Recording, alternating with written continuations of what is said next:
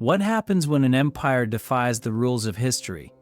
When it leaves behind no towering monuments, no marble inscriptions, no grand declarations, yet still manages to stand against the might of Rome, control the heart of the Silk Road, and shape the future of two continents. This is the story of Parthia, a forgotten empire built by riders from the East, held together by silence and protected by the art of disappearance. Who was the mysterious general who humiliated Rome's legions in open desert? Why did the Parthians choose to rule without statues, without temples carved into mountains? What secrets lie buried in their first capital, a city now swallowed by dust where the gold of kings still hides beneath broken walls? And why did their greatest strength, adaptability, become the very thing that unraveled them? Over the next 40 minutes, we will ride with nomads, kneel before fire altars, trace the outlines of vanished cities, and walk the forgotten roads where trade, espionage, and belief moved side by side. This is not just history. This is a field journal of discovery, a journey into the spaces where memory fades and something deeper waits to be found. Parthia is calling.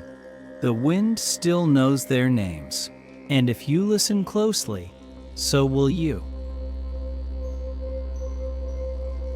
The wind carried with it a scent of dry grass and ash, the kind of air that stings the lungs when breathed too deeply. I remember standing at the foot of the Kopadag Mountains just before dawn broke. There, the earth stretched wide like a faded parchment, cracked and unread. Somewhere beyond that horizon they had come, not as conquerors, not as kings, but as riders, hunters, survivors of the steppes. They were called the Parni, one of many tribes swept along the shifting tides of Central Asia. Little is known of their beginning. They left no grand temples behind, no carved chronicles etched in stone. What remains are whispers, scraps of pottery buried beneath centuries, and the echo of hoofbeats faded into dust. Yet from such faint traces rose a force that would someday defy empires. Their origins lie far to the northeast, likely among the Scythian or Dahe peoples, nomads who moved with the seasons, whose gods rode with them in the sky. They wore furs against the cold, iron blades at their hips, and they buried their dead with honor and their warriors with their weapons. These were not men of cities. They were children of wind and distance. The bow was their inheritance, the horse their home. What drew them west is uncertain.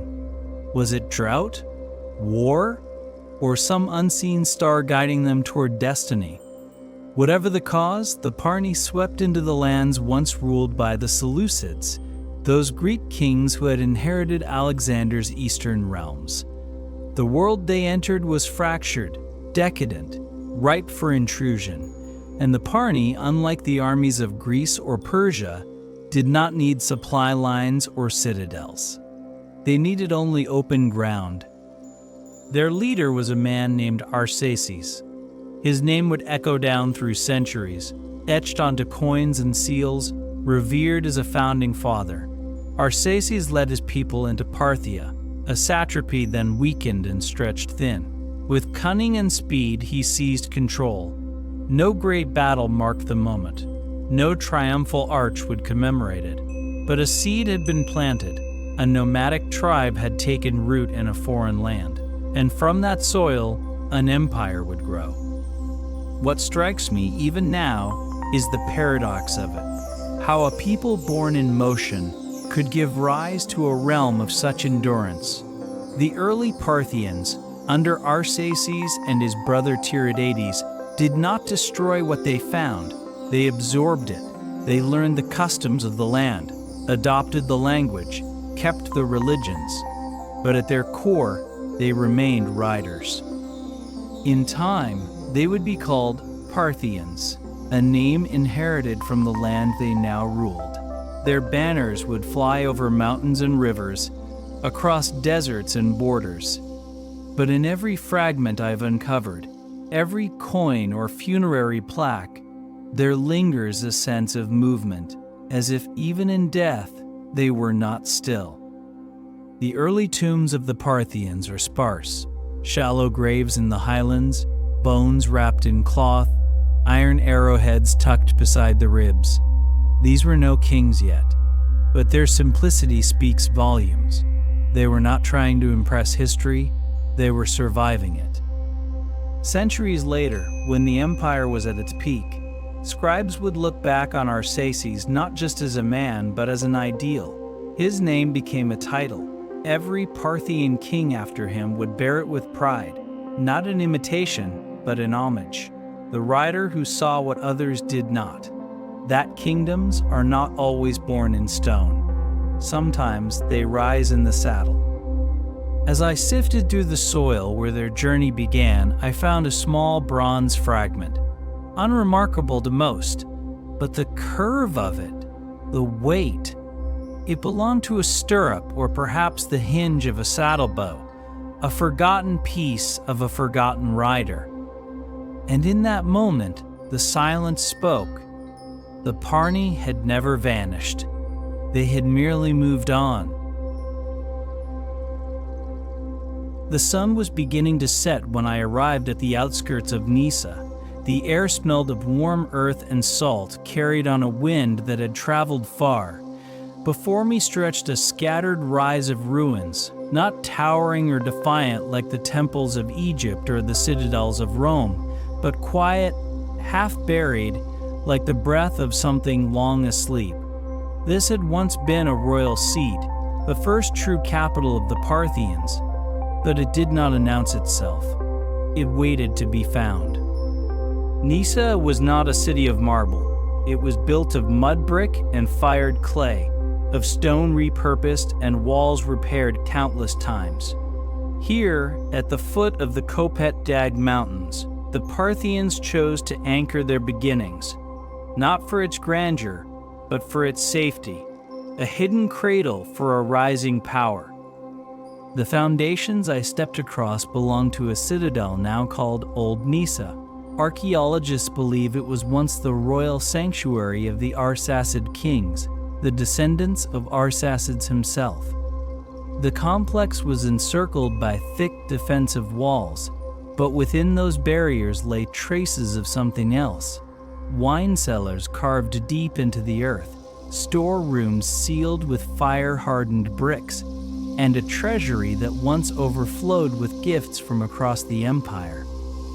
It was here that I found a broken piece of ivory, yellowed by time, its surface etched with a design so delicate it almost faded in the light.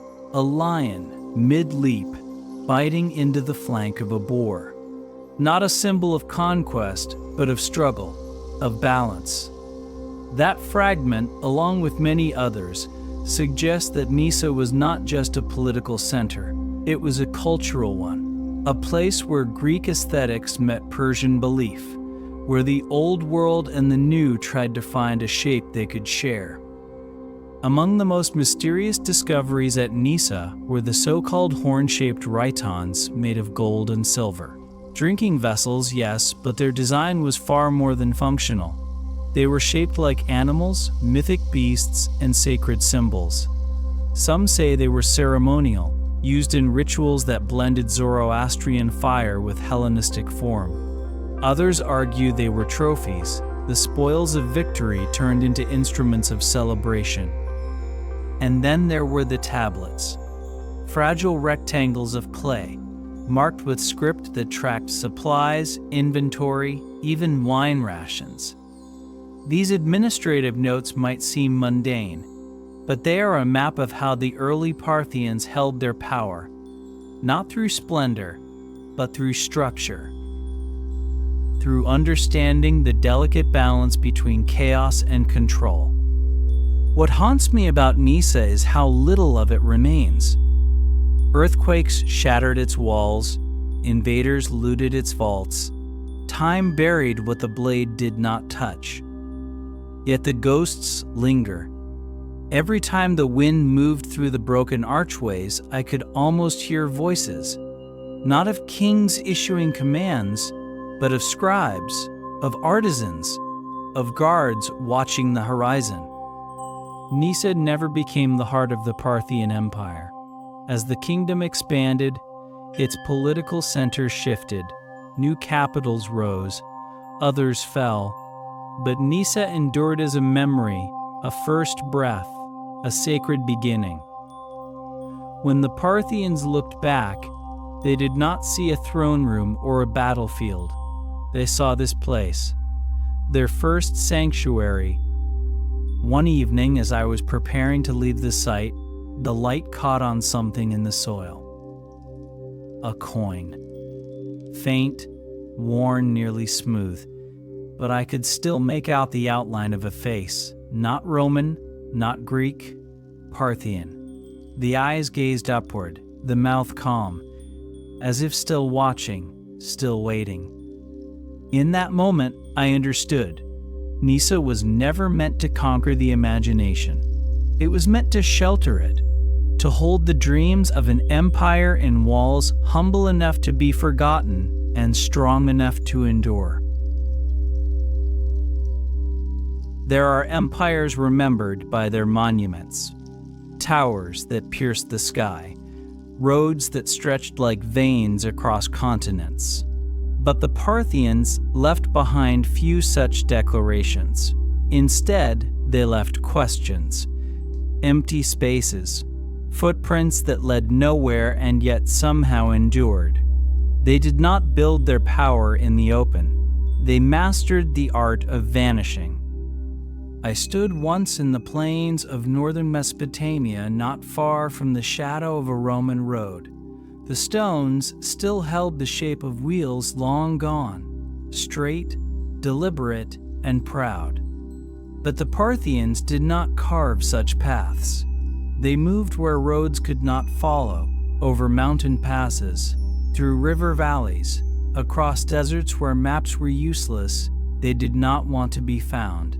They wanted to be remembered only when it was too late.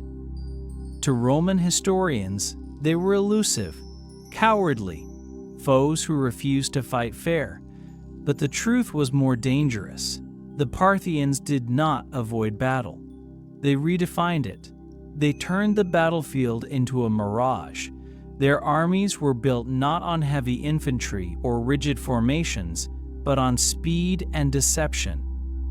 At the heart of this strategy was the horse archer, lightly armored, unmatched in mobility. These warriors could fire accurately while galloping at full speed, and more incredibly, they could shoot backward, even as they retreated. This maneuver, known today as the Parthian shot, became their signature. It was not just a tactic, it was a message. You never had them where you thought you did. There are accounts of Roman legions chasing Parthian forces for days, only to be drawn deeper into the plains, their supply lines stretched thin, their morale shattered by an enemy they could not corner. And then, when the moment came, the Parthians would turn not in flight, but in ambush. Every retreat had a purpose. Every absence was an illusion. This mastery of mobility came not just from strategy, but from culture. The Parthians were riders before they were rulers. They grew up in the saddle. Their sense of space was different. Where a Roman saw territory to be held and taxed, the Parthians saw land to move through, to outthink and outlast the enemy. In this, they were not unlike the wind that swept their homeland, unseen, uncaught, yet always present. In one ruin near the old caravan route east of Ctesiphon, I found a mosaic fragment, just a sliver of color preserved in dust. It showed a single rider, bow drawn, horse mid-stride. The background was abstract, as if the artist knew that this figure did not belong to one place. He belonged to motion, to the in-between. Even in politics, the Parthians mastered subtlety. They used diplomacy like they used terrain, carefully, with layers. They did not always conquer their enemies. Sometimes they absorbed them, offered thrones to rivals, played factions against each other. Where other empires imposed control with force, Parthia wove it like thread through a fabric already in motion. And yet, for all their mastery, they left little behind for us to grasp. Few monuments, fewer written records. Their story must be assembled from fragments, from what others said about them, from coins, from the shape of forgotten fortresses buried in the sand. It is like chasing a shadow across the centuries. Perhaps that was the point.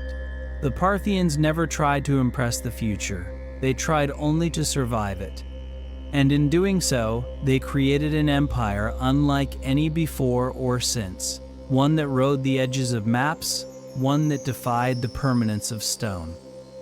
As I left that plain, I turned back once more. There was nothing but wind and dust and a silence that felt full, not empty. The Parthians were gone, but not defeated.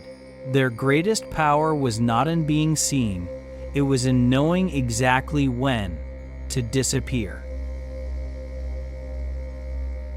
The ground at Carrhae still holds the memory of blood, not in color, not in stain, but in silence, the kind that lingers long after the dying ends.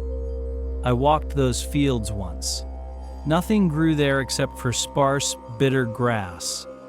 The air was dry, the sky pale, and beneath my boots, the faintest impressions of a forgotten calamity. This was where an empire met its lesson, where Rome's ambition collided with Parthian patience. It was 53 years before the birth of Christ. Marcus Licinius Crassus, the wealthiest man in Rome, stood at the head of 7 legions, over 30,000 infantry, thousands more cavalry, and a thirst for glory that no coin could quench. He had already conquered in the west. He wanted the east, the riches of Mesopotamia, the prestige of matching Caesar and Pompey. But what he found was not conquest. What he found was Surenna. Surenna was no ordinary general. He was young, perhaps not yet 30, but his presence was enough to command loyalty from thousands. He came from an ancient Parthian house, rich and proud, yet he dressed in modest armor and carried a bow like the rest. His forces were fewer.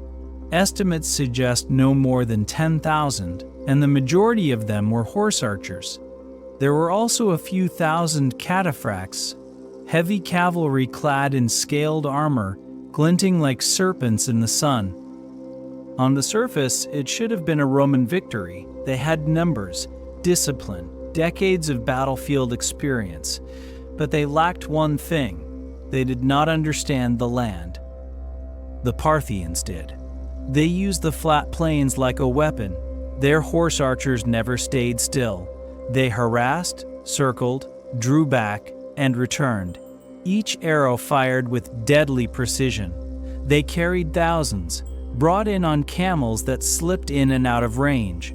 Every time a Roman line advanced, the Parthians pulled away, only to strike again from the flanks. It was a dance, and Rome never learned the steps. Crassus tried to hold formation, but the sun beat down, the dust choked his men, and their shields could not block what they could not reach. The famed Roman squares began to crumble. Confusion spread, officers fell, and then came the heavy cavalry, charging like a storm. The Parthian cataphracts broke the weakened lines, shattering them like pottery against stone. By the end of the day, thousands of Romans lay dead. Crassus himself was captured in the chaos. Some say he was executed, others say he was mocked. One legend claims that molten gold was poured down his throat, a final insult to a man consumed by greed. The truth is uncertain, but what is certain is that Rome had suffered one of its greatest defeats. Carrhae became a wound in Roman memory. They never forgot the day their legions vanished into the eastern dust, and they never truly avenged it. Over the following decades, generals would try to reclaim that pride, but none would erase the shadow of that field. To the Parthians, Carrhae was not just a victory, it was a message that their empire, quiet as it was, could not be dismissed, that their way of war, built on speed and strategy, could humble even the most disciplined force in the world. I found a fragment of a Roman helmet there, crushed and half buried, the plume socket broken, the metal warped. Yet beside it, a Parthian arrowhead still sat, rusted but sharp, the eagle and the bow side by side. History remembers triumphs in marble and loss in silence. But on that plain, the silence roared. The Parthians had proven something eternal, that sometimes what cannot be seen is what must be feared. In the vaults of museums sealed behind glass, there are rows of silver and bronze coins. Most pass them by. They are small, worn, often overlooked. But I have spent hours with them, tracing the outlines of forgotten kings. Faces pressed into metal not to glorify, but to survive. The Parthian kings did not carve their triumphs into arches or commission marble statues. They left their legacy in the hands of traders, stamped into currency that moved further than any army. These coins speak quietly, but they speak with precision. Mithridates, Orodes, Artabanus, names that echo across centuries with no monuments to hold them. Their portraits stare outward, sometimes bearded and regal, sometimes weary and sharp-eyed. No two are quite the same, because no two reigns were the same. The Parthian line of kings was both proud and perilous. It began with Arsaces, whose name became a title used by every ruler who followed. But succession was rarely smooth. Brothers turned on brothers. Sons rebelled against fathers. The empire was often a family in conflict, pulled between loyalty and ambition. In some periods, there were two kings ruling at once, each minting his own coins, each claiming to be the true voice of Parthia.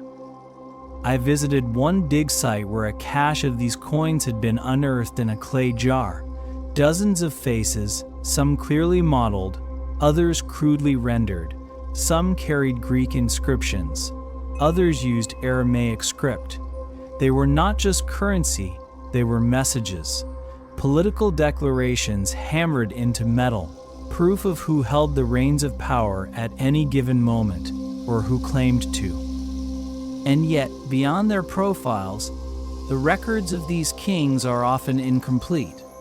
Unlike Roman emperors, whose deeds were chronicled in detail, the Parthian rulers remain elusive. Foreign accounts, like those from Roman historians, tend to be biased or vague. Internal chronicles have largely been lost. What remains are fragments, references in Chinese texts, mentions in Armenian lore, and inscriptions half buried in crumbling stone. But there are patterns. We know that some kings ruled with vision. Mithridates II, for example, expanded the empire's reach and established diplomatic ties with Han China. His coins bear a calm, confident expression, a ruler aware of the world beyond his borders. Others, like Phraates IV, were more violent. He seized the throne by killing his father and brothers, and was later poisoned by his own wife. It is easy to judge such chaos. But the Parthian throne was not a seat of comfort.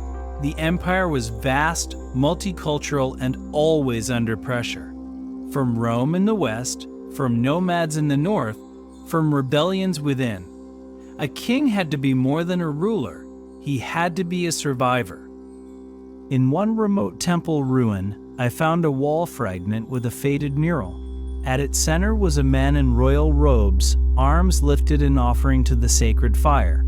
His crown was simple, his face serene. Around him, warriors and priests stood in symmetry, There was no inscription, no name, but something in that scene felt honest, as if it captured not a man, but a moment, the weight of a crown in an age of uncertainty. The Parthians did not seek glory through permanence. Their kings rose and fell, sometimes forgotten even in their own time, but their coins remain, passed from hand to hand, buried, rediscovered, still speaking if one knows how to listen. And as I held one under the light, its surface warm from the sun, I realized these were not just portraits, they were echoes, glimpses of rulers who shaped an empire from within the storm and left behind a legacy not carved in stone, but cast in silence. It was near dusk when I reached the edge of the old trade road, a path worn down by centuries of footsteps, hooves, and wheels. The stones beneath my feet were scattered, uneven. Some bore carvings too faint to read. But the further I walked, the clearer it became. This was not Roman, and it was not Persian. It was something in between, something uniquely Parthian. The Parthian Empire never fit into a single box. It was not a copy of Persia, though it inherited its soil. Nor was it a mirror of Greece, though its cities carried Greek names.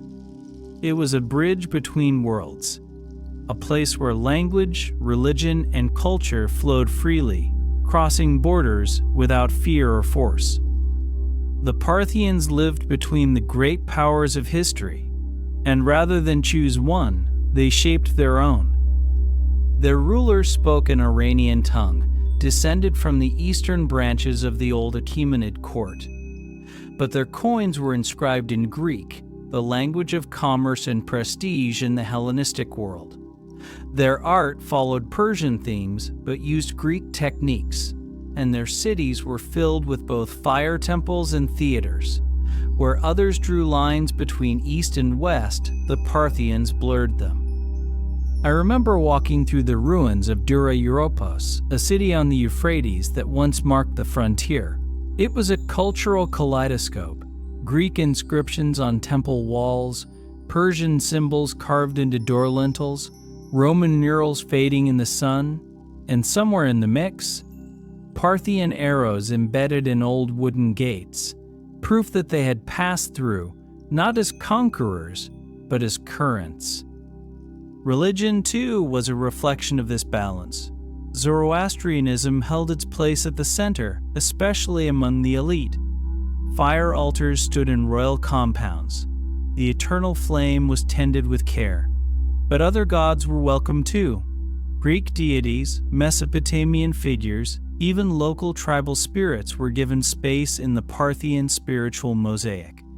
It was not tolerance for its own sake, it was practicality and perhaps humility. The Parthians ruled a diverse realm, from the river valleys of Babylonia to the highlands of Media, from the Caspian coast to the deserts of eastern Iran. No single identity could hold it all, and so they did not impose one. Instead, they let the regions speak in their own voices. Satraps governed locally. Customs were respected. Autonomy was allowed, as long as loyalty was maintained. This flexibility was a strength, and eventually, a weakness. Because while the empire endured for nearly 5 centuries, it often lacked a clear core. There was no unifying mythology, no single capital that dominated all others. Cities rose and fell in importance. Dynasties fractured, and over time, the center became harder to find. Still, there was beauty in the balance. In one gallery deep inside a museum in Tehran, I once stood before a carved relief of a nobleman. His robe was stitched with Median patterns. His belt was Greek in design. In one hand, he held a scepter, shaped like a torch. In the other, a scroll. His face was serene, a man who walked in 2 worlds and belonged to both. Perhaps that is why the Parthians remain hard to define. They did not shout their identity. They wove it quietly into the seams of history, in every trade route, in every alliance, in every gesture of coexistence. As I left that old road behind me, the stars began to appear. Above me, constellations named by Greeks. Around me, Earth once ruled by Persians. And beneath me, the legacy of a people who chose not one world, but all of them. The Parthians lived in the spaces between, and in doing so, they shaped the shape of the world itself. The map said little about the place. A faded circle, no roads leading in, no markers pointing out, just a name, Hecatompylos, city of 100 gates, once a royal capital, now nothing. I arrived under a low sky, the air thick with dust and stillness. There were no ruins in sight, no towering columns, only the subtle rise and fall of mounds beneath the sand. It felt less like a lost city and more like the memory of one. Hecatompylos had been a capital of the Parthian kings during the early days of their expansion. Its location, near modern-day Iran, placed it along the ancient trade routes, a perfect crossroads for caravans and emissaries. But if you came looking for palaces or walls, you would be disappointed. The city had vanished, swallowed by centuries of wind and neglect. And yet, beneath that quiet surface, the ground held stories. Excavations have revealed pieces of fired brick, shards of pottery, and segments of what might have once been defensive walls. No inscriptions remain to name its rulers, no grand monuments to boast of Parthian might. But the few coins pulled from the soil bear the faces of early Arsacid kings, their features half-faded but still present. They remind us that this place, once vibrant, was real and important. The name itself, Hecatompylos, comes from Greek, meaning 100 gates. It might be poetic, or it might have described the city's many entrances, designed for traders coming from all directions. It suggests a city that welcomed movement, one that did not shut itself behind walls, but opened itself to the world, a place where cultures met, where goods changed hands, and where news from the corners of the empire was shared over cups of wine and under oil lamps. I sat for a while on one of the higher mounds, watching the horizon fade into a haze. There were no sounds except for the soft whistle of wind and the occasional call of a distant bird. And in that stillness, I imagined the noise that once filled this place. The clang of metal from workshops, the creak of wagons arriving with silk and spice, the murmur of scribes taking notes, the voices of nobles arguing over tribute and loyalty. What destroyed Hecatompylos is not certain. Some believe an earthquake leveled it. Others suggest it was simply abandoned, replaced by newer cities as the empire's heart shifted. There are no records of a final battle, no tale of fire or siege, just absence, a city that stepped quietly out of time. This disappearance is, in many ways, deeply Parthian. They were not builders of legacies etched in stone. They did not leave us pyramids or colosseums. Their greatness was measured in moments, in movement, in memory. Hecatompylos was a city that served its purpose, then yielded to the shifting sands of history.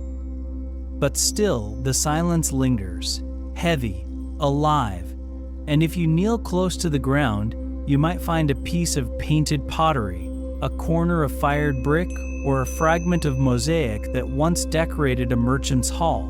Small things, fragile things, but together they speak of a city that mattered. As I stood to leave, the sun dipped behind the hills, casting the land in amber light. No gate stood to see me off. No columns marked my passing. But I felt it, the trace of something vast, just beneath the surface. A forgotten capital. Hecatompylos does not speak in grandeur. It whispers, and in its silence, it remembers. I was tracing the old roads near the banks of the Euphrates when I first sensed it. The tension. It was not in the air, but in the stones, as if the very earth remembered conflict. The Parthians and the Romans met here often, not always with fanfare, sometimes in whispers, sometimes in blood. For nearly 300 years they fought not one war, but many, and through it all, neither side ever truly won. The conflict between Rome and Parthia was not a single campaign, it was a pattern, a shadow that moved with each generation. It began after the Battle of Carrhae, when Rome first realized that its legions were not invincible. But the wounds did not heal. Instead, they opened new fronts. In Armenia, in Syria, in Mesopotamia, each frontier a chessboard, each king or general a piece in motion. The two empires were mirrors. Rome, with its cities and structured armies, saw itself as the center of civilization. Parthia, with its nomadic roots and flexible rule, responded with agility and cunning. Where Rome built walls, Parthia moved around them. Where Rome imposed control, Parthia allowed space. It was not a war of opposites, it was a war of reflections. In the archives of Palmyra, there are documents showing trade permits granted to Roman merchants during times of supposed hostility. Even in war, commerce flowed. Gold changed hands, silk moved through caravan routes, a paradox that defied the blood on the borders. I once stood in the ruins of Dura-Europos, a city that changed hands more than once. You can still see the scars on its walls. In one corner, a Roman shrine painted with vibrant frescoes. In another, inscriptions in Parthian script. The clash was not just of armies, it was of ideas, and yet, somehow, both left their mark. The Armenians often found themselves caught in the middle, a kingdom too rich in land and lineage to ignore. Rome and Parthia each installed their own puppet kings, deposed them, and tried again. At times, Armenian kings played both sides. Other times, they paid the price. But their fate shows how this war was fought as much through politics as it was through blades. There were great battles, yes. Antioch was besieged, Seleucia was burned, emperors marched east with dreams of glory. Some returned in triumph, others did not return at all. But the borders never held. Cities were taken, then lost. Treaties were signed, then broken. The land shifted like sand beneath heavy feet. To the people who lived along these edges, the war was not heroic. It was exhausting. Farmers fled from passing armies. Traders paid taxes twice, once to each empire. Local nobles bent with the wind, trying to stay alive while the great powers played their endless game. And yet, despite the violence, there was influence. Roman coins have been found deep in Parthian territory. Parthian archery was studied by Roman generals. Styles of dress, armor, even architecture crossed the invisible lines. It was a rivalry, yes, but also a conversation. A long, tense, unending conversation carved across continents. I found a Roman spearhead buried next to a Parthian ring, both corroded, both forgotten, but once held with purpose, symbols of a struggle without resolution. This was the war that never ended, not because it raged forever, but because it never found peace. Even when battles ceased, the suspicion lingered, the watchfulness, the readiness. And perhaps that is the true legacy of the Parthian and Roman conflict, not in victories or conquests, but in the endurance of opposition. Two empires, locked not in hate, but in history, each forcing the other to evolve, each becoming what the other could not ignore. The desert sun was low when I arrived at the edge of an old necropolis, a place of silence and shadow, where only the wind seemed to remember the names carved into the stone. Most of the inscriptions were worn, many written in a script I could barely decipher, but in one, still legible beneath layers of dust, I found the word Vanishing, Queen. The women of the Parthian Empire rarely appear in the stories. Their faces are absent from most coins. Their names do not echo through the scrolls of Roman historians. Yet in burial sites, in legal documents, and in fragments of forgotten chronicles, their presence flickers like the flame in a wind-sheltered lamp, hidden but never absent. Unlike the Roman matron or the Greek hetera, the Parthian noblewoman occupied a different role. She was veiled in public, yes, and her image seldom appeared in sculpture or mosaic, but that did not mean she lacked power. Behind the veil, influence moved quietly. In marriage alliances, in inheritance disputes, in temple donations, and sometimes even in rulership.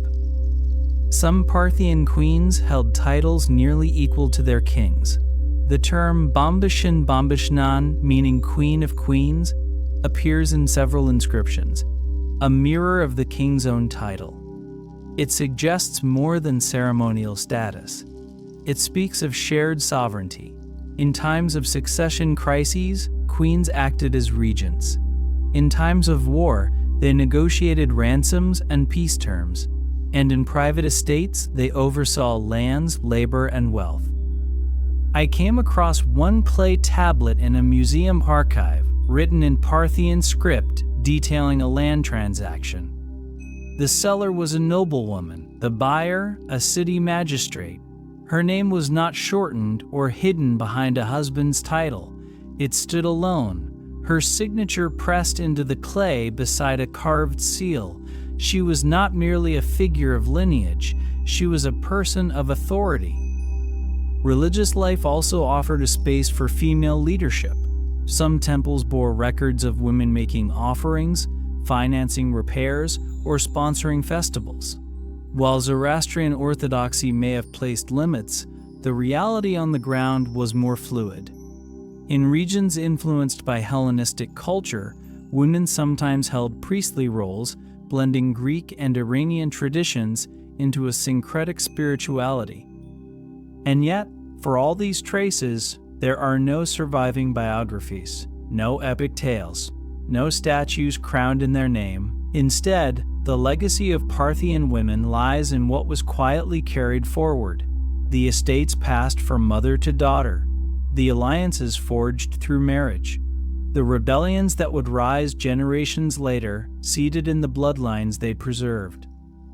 In one remote site near Hamadan, archaeologists uncovered a burial chamber belonging to a high-ranking noblewoman. She was buried with gold rings, a silver mirror, and a small ivory comb. There was no sword, no armor, but there was strength in the way she was laid to rest, with dignity, with wealth, and with care. Her name was lost, but her role was not forgotten. I believe that is the essence of their story. Parthian women did not leave behind grand declarations. They left influence. Not in stone, but in structure. Not in songs, but in survival. As I walked away from that necropolis, the horizon painted in twilight, I thought of how many stories had been left in silence, how many voices had shaped the path of empire without stepping into the spotlight. They moved behind the veil, not to hide, but to guide. And in the quiet corners of this lost world, their legacy still whispers. You only need to listen. The ruins rose without warning. Massive stone blocks scattered across a plateau, sun-bleached and silent. I had followed the road east of Kangavar, expecting little more than a windswept hill. But what I found felt ancient in a way that defied names. This was not a city, it was a stage, a platform for rituals long faded, and perhaps for gods forgotten. Some believe this was once the temple of Anahita, the goddess of water, wisdom, and fertility. Others argue it was never finished, a monument left incomplete by time or politics. The truth remains unclear, but what is certain is this: the stones were not placed at random. Each block weighed tons, cut with near-perfect edges. Arranged in tiers, they formed a kind of terrace that watched the land around it like an audience of giants. There were no inscriptions to offer answers, no statues to greet the pilgrim. Only the shape of the foundation remained, wide, open, and strangely theatrical. It felt not like a temple enclosed, but one exposed, where the sky was the roof and the horizon the walls. I walked its perimeter slowly, the sun overhead casting hard shadows across the broken stones. The silence was deep, but not empty. It was the kind that carries memory, the kind that holds echoes. Among the fragments, I found pieces of charred bone, scattered, some too small to identify. Nearby, the remnants of what might have been a fire altar, a square depression blackened by centuries. These were not signs of destruction, they were signs of ceremony, offerings perhaps, sacrifices, rituals lost to history. The Parthians practiced a religion that was never fixed. Rooted in Zoroastrianism, yes, but flexible. Regional. Local deities coexisted with royal fire cults. The sacred flame burned in temples across the empire, yet in some places it danced beside altars to Greek or Mesopotamian gods.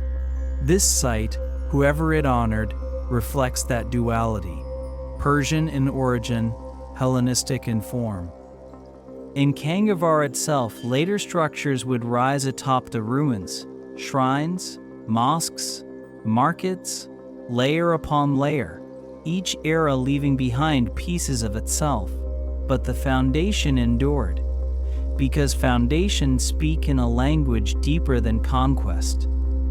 One theory suggests this site served as a ceremonial center, not for worshippers, but for rulers, a place to confirm legitimacy, to light the sacred flame before a campaign, to mark oaths under the gaze of sky and stone.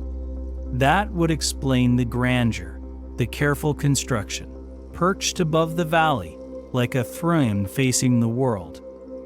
And yet, it is also possible that this place was never completed, that it began with ambition and ended in silence, a project abandoned, a ritual interrupted. History offers no conclusion, only fragments. As I sat on the highest step, looking out over the empty plain, I thought of those who came before me. Not the kings, but the priests, the builders, the quiet hands that shaped each block and set it in place, believing they were building for eternity. They could not have known how quickly eternity fades. But in this place, something remains, a presence. Not a ghost, but a weight. The knowledge that fire once burned here, that prayers were spoken, that sacrifices were made beneath stars now forgotten. And when the wind moved through the ruins, it did not whistle. It hummed, as if the stones themselves were remembering. Not words, not names, just the rhythm of ritual, the breath of belief. This was more than a temple, it was a threshold. Between gods and men, between memory and mystery.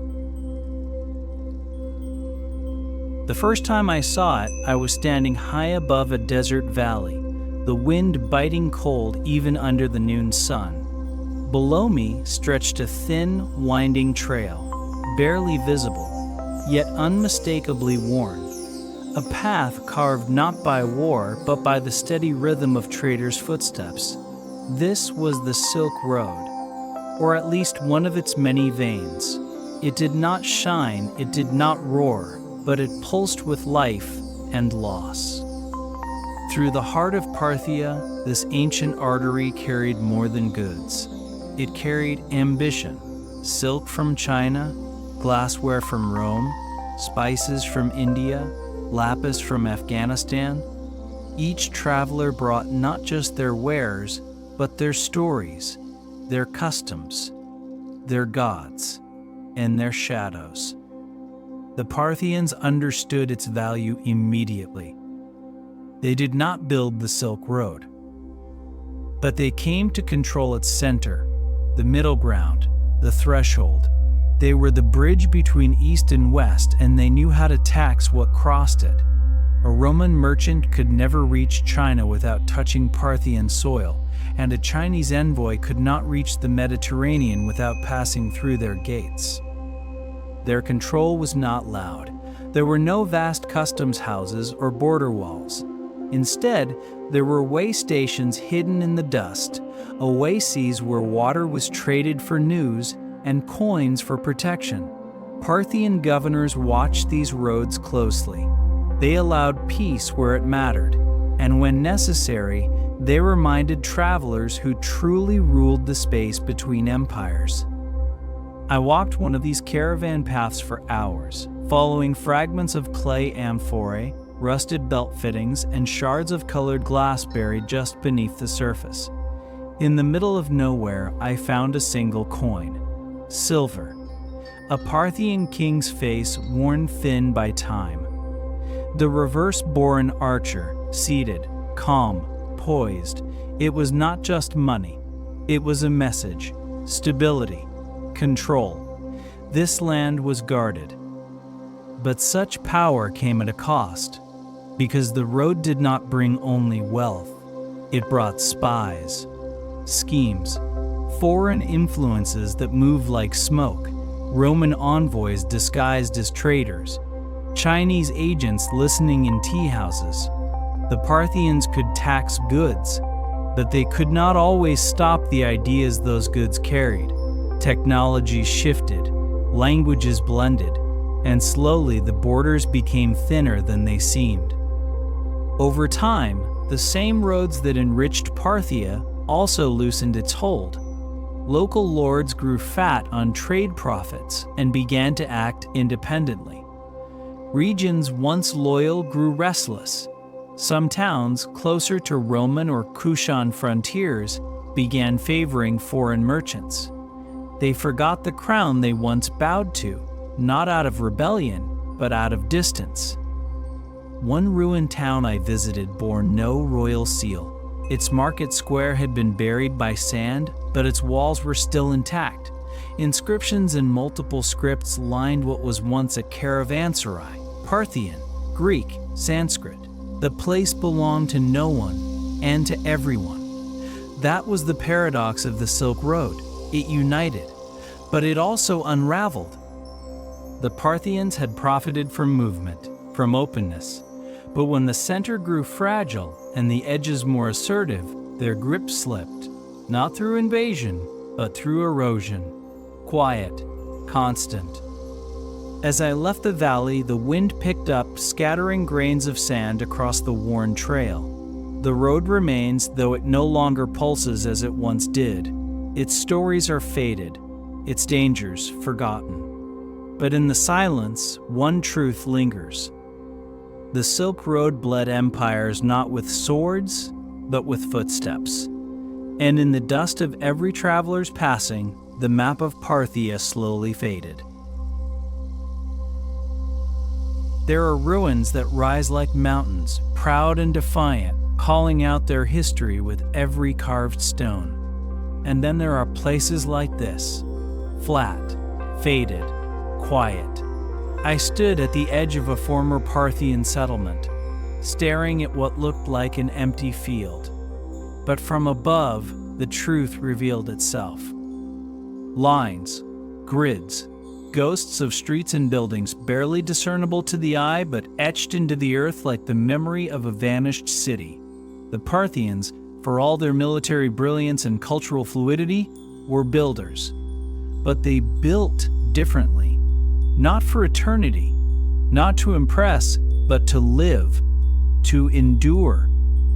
Their cities were not monuments, they were machines of survival. Unlike the stone cities of Rome or the carved capitals of the Achaemenids, most Parthian cities were made of mud brick, fragile, perishable, designed to blend into the landscape. It was as if the builders expected time to sweep them away and still chose to build, layer by layer, block by block, practical, adaptable. I walked across the remains of one such city, now little more than low mounds and broken walls. But the layout was clear, straight streets intersecting at right angles, courtyards positioned for airflow, storage rooms beneath dwellings. The geometry was deliberate. The design was quiet, but brilliant. Some structures had been fortified, thick-walled and sunken into the ground. Not palaces, but strongholds for grain, for water, for people. In one corner of the site, a half-collapsed building revealed fragments of painted plaster and worn thresholds. Someone had once walked here, laughed here, waited here while history passed beyond the door. Satellite images have helped uncover even more. From above, former Parthian cities show surprising regularity, defensive walls aligned to the stars, outer districts for trade, inner sanctuaries for worship. They built with purpose, even if they did not announce it with grandeur. Their genius was not in the display, but in the balance between utility and beauty. In Hatra, one of the few Parthian cities to survive in more visible form, you can still see the blend. Round towers, thick walls, and domed temples that predate many Roman forms. There, the architecture speaks louder. But even in Hatra, there is restraint, power without excess, sacred space without opulence. Perhaps the most telling sign of their architectural vision lies in how they chose their sites, near rivers, but not too close, elevated, but not exposed, sheltered from the wind, but open to trade. Every location was a calculation, every foundation a compromise between earth and empire. This invisible architecture tells us something else, too. It speaks to the Parthian sense of impermanence. They knew the land changed, they knew borders shifted, and so they built in ways that could be abandoned if needed, reclaimed, or quietly forgotten. I found a floor tile near the edge of a ruined home, still in place, smoothed by time. There were no inscriptions, no decorations, just the marks of countless footsteps worn into its surface, a reminder that history is not always written in triumphs, but in repetition, in presence. The Parthians lived in structures that breathed with the land, and when they left, the land reclaimed them without resistance. It is why so little remains, and yet why so much can still be found. You just have to look from the right height, from the right silence. Their cities may be gone, but their blueprints linger, in soil, in shadow, in the spaces between ruins, invisible but never lost. It began quietly, not with a clash of armies or the fall of a city, but with the rise of a name, Ardashir, a local ruler, a priest's son, barely more than a regional voice in the province of Persis. Yet in the folds of forgotten temples and the whispering halls of fire sanctuaries, something was stirring. Something that would not just challenge the Parthians, it would end them. By the early 3rd century, the Parthian Empire was weakening, not from foreign invasion, but from within. Noble families acted as kings in their own lands. Vassals ignored orders. The royal court, once the anchor of the empire, had become a fractured mirror, reflecting ambition more than unity. Borders were still wide, but the grip had loosened. And in that loosened space, Ardashir moved. He was not a stranger to empire. His lineage traced back to the caretakers of Zoroastrian fire temples, guardians of an ancient tradition. But he was more than a priest. He was a strategist, a believer. And he understood something the Parthians had forgotten, that empires fall not just when they are conquered, but when they are no longer believed in. His revolt began in the south. A few battles, a few cities, then more. Temple fires lit not just for worship, but for war. He called for a return to old ways, a revival of Zoroastrian purity, a kingdom ruled not by fragmented families, but by divine order. His vision was not just political, it was spiritual. The Parthians tried to respond. Artabanus IV, the last king of their line, raised armies, met Ardashir on the field. But it was too late. The foundation had already cracked. Loyalty had shifted.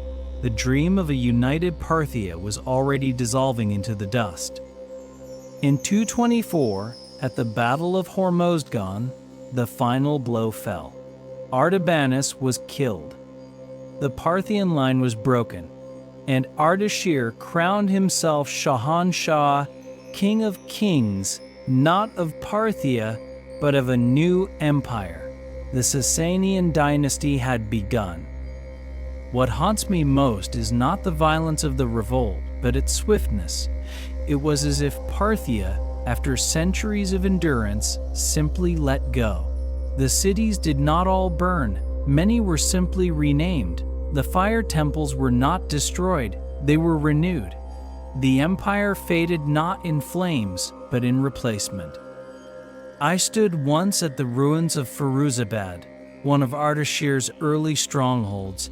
There, in the remains of his palace, I saw walls thicker than any Parthian construction, towers built for permanence, reliefs carved deep with images of kings and gods intertwined.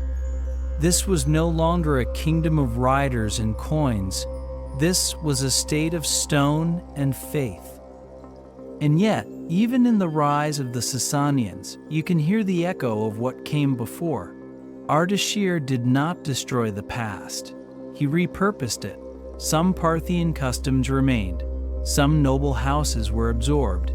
The new fire burned in the same altars, only under a new name. But the identity of Parthia, the fluid, adaptable in-between world, was lost. In its place rose an empire of certainty, of walls, of scripture, of singular vision.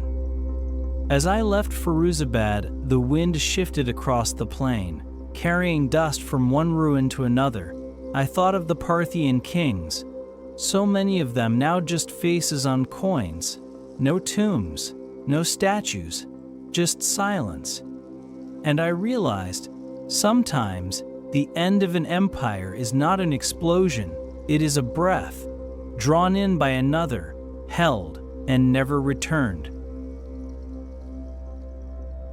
There is a kind of silence that follows the end of something great, not sudden, not loud, but heavy. I felt it when I stood in the ruins of Ctesiphon, the once splendid capital of Parthia, and later of the Sasanians. Columns half buried, archways broken by time. The wind moved through the stone like a whisper searching for a voice that no longer answered. Here, at the twilight of the Parthian world, stood Artabanus IV, the last of his line. His rule was born into turbulence. The empire he inherited was already crumbling, weakened by generations of infighting, by nobles who placed themselves above the crown, and by regions that no longer bowed to the center. Artabanus was not a fool. He saw the fractures. He tried to hold them. He marched across the provinces. He rallied armies. He minted coins that bore his face, calm and resolute, a final echo of power. but the ground beneath him was no longer firm. The loyalty of his court wavered, the provinces watched, and in the south, the fire of Ardashir began to rise.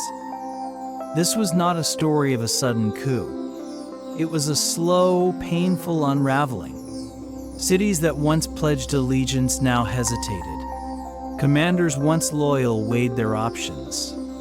Ardashir, the fire priest's son turned rebel, was not just seizing land, he was seizing imagination. He offered a vision of order, of purity, of power drawn from divine right, not fragmented dynasties. Artabanus met him in battle at a place now called Hormozdgan. The records are sparse. No grand epics were written, no monuments to mark the clash. But the outcome is known. The Parthian army was defeated, and Artabanus fell. Some say he died in the fight. Others believe he was captured, executed, erased. Either way, the crown he wore was lost.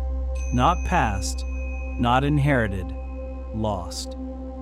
I remember holding a coin from the final years of his reign, silver, worn. His face almost gone, the inscription fading, but still, just visible, was the archer on the reverse, seated, watching, as if waiting for something that would never return. What followed was not chaos, it was a new order. The Sasanian dynasty rose swiftly. Fire temples were restored, cities renamed, authority centralized. Where the Parthians had ruled through balance, the Sasanians ruled through doctrine. And yet, some echoes remained. Nobles once loyal to the Arsacids were given new titles. Old roads still carried new banners. But the Parthian way, that fluid, open, resilient way, was buried. In one neglected shrine near Hamadan, I found a mural nearly erased by time, a figure in royal robes standing before a flame. His crown was small, his posture calm. No name survived, but I could not help but wonder, was this Artabanus? Was this the last image of a king who watched his world fall away? Perhaps. Or perhaps it was all of them. All the Parthian kings who had ruled not by decree, but by negotiation. Who wore the crown not as a claim of divine will, but as a symbol of shared survival. Their era ended not with disgrace, but with silence. As I left Ctesiphon, I turned once more to the horizon. The land was quiet, the kind of quiet that does not forget, but waits. Because the fall of a crown does not erase the head that wore it, and the end of a dynasty does not end the questions it leaves behind. Parthia did not collapse, it faded, one breath at a time. The desert holds its secrets well, not in locked chambers or hidden vaults, but beneath layers of time, where wind buries what memory forgets. I stood one morning near the edges of an old trade route, where the sand swallowed the last outlines of a forgotten settlement. There were no signs, no names, only the soft resistance of earth when I stepped in the wrong place.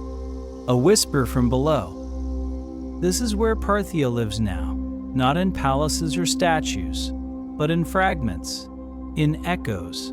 The Parthian Empire may have fallen, but it did not vanish. Its memory lingers in shapes barely seen. In cities that follow their blueprints, in rituals that retain their form even as the words around them change. You can see it in the way trade still flows through old corridors, how languages born in that age still carry borrowed sounds, how modern lines on maps follow ancient decisions. Coins with Parthian faces are still found in markets, dug up accidentally with shovels, or discovered in the hands of children playing near old ruins. Their edges are worn, but their meaning endures. A king's gaze, a bow held still, a realm reduced to silver but never erased. I once visited a rural village in northern Iran where locals told stories of ancient warriors on horseback wrapped in cloaks, faces veiled, who could fire arrows while riding backwards. They did not call them Parthians, but they described them exactly. The memory had lasted not through books, but through breath, through song and story. There is something remarkable in how the Parthians slipped through history. They were never obsessed with being remembered. Their architecture was practical, their monuments modest. They built with clay, not with marble. They ruled without rewriting every stone, and in doing so, they made a legacy not of permanence, but of presence. You see it in the Sasanians who followed them. So much of their administration, their imagery, their ceremonial traditions, borrowed from Parthia, and later even the Islamic caliphates would echo the structure of rule first shaped by Parthian pragmatism. The Parthian influence moved forward, like a current, invisible but strong. I walked once through the ruins of a small fortress, mostly collapsed, with only a few upright walls clinging to the past. Inside, scratched into the plaster, was a symbol, a bow. Simple, childlike, yet unmistakable. Someone, centuries later, had remembered, had drawn what they were told, not for glory, but for memory. And memory, I've learned, does not need clarity. It needs care. The Parthians are not often taught in schools. Their name does not echo like Rome or Persia, but they shaped the world between them. They held the crossroads. They bent history toward survival instead of spectacle. As I packed my tools one evening, the wind rose suddenly. It swept across the dunes, lifting grains of sand into the air, revealing for just a moment the outline of a buried wall. Straight, deliberate, real. Then, it disappeared again, covered, forgotten once more. That is what Parthia is now, not lost, but resting, waiting beneath the dunes, in coins, in customs, in the quiet decisions of a people who chose endurance over empire. Their story is not finished, it is scattered, and in the dust of forgotten paths it still speaks, not in shouts, but in echoes. The wind is settled now, the tools are packed, the maps folded, and still the land whispers. Parthia was never meant to be easy to understand. It does not rise from the earth in perfect columns or speak in grand declarations carved into stone. It does not call attention to itself. Instead, it waits in coins, in quiet ruins, in the shape of a road that bends just slightly off course. And when you stop long enough to listen, something stirs. This empire, born from riders and forged in the space between worlds, did not need to be the loudest voice. It chose instead to adapt, to endure. Its strength was never just in armies or gold, but in understanding the fragile art of balance. Between East and West, between faith and flexibility, between power and patience.